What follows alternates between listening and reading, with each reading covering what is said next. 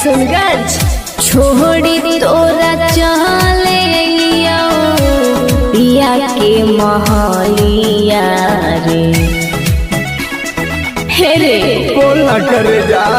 हमारा खातिर रोई हो जानी गाँव घर के गलिया रे पिया के हम सोना का पिया के बाबला तकला अकारी हो गेला पिया के हम सोना पिया के मोबाइला से कौला अकारी हो गेला। अरे नहीं रे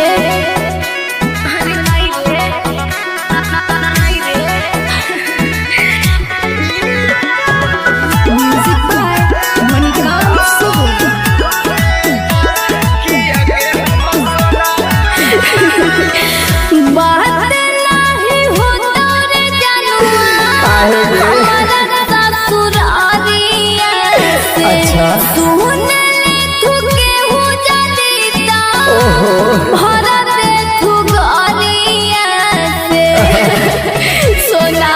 बोल ना करे जा रोवा को दिलावा हम ओह कहा कमाना अरे चुप रह काश के तोड़ा ना तू हमर याद बहाना का हम बतइयो तोरा की होले हलतिया मोरा कि आगे हमर सोनावा बोलना पिया के बाबला तकला अकारी हो अरे नहीं रे कि आगे हमर सोनावा पिया के मोबाइला से कॉलवा अकारी हो जा। अरे बड़ी डर लगा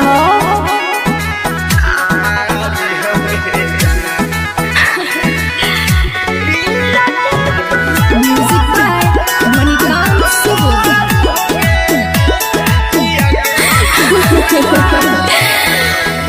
रोज के देखल का मुहावा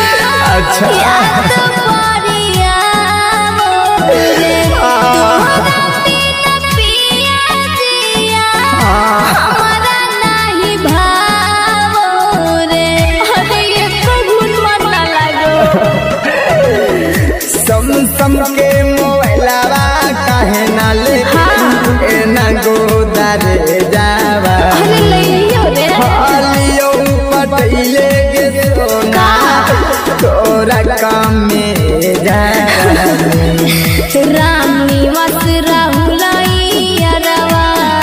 रहबो ना ससुर के घर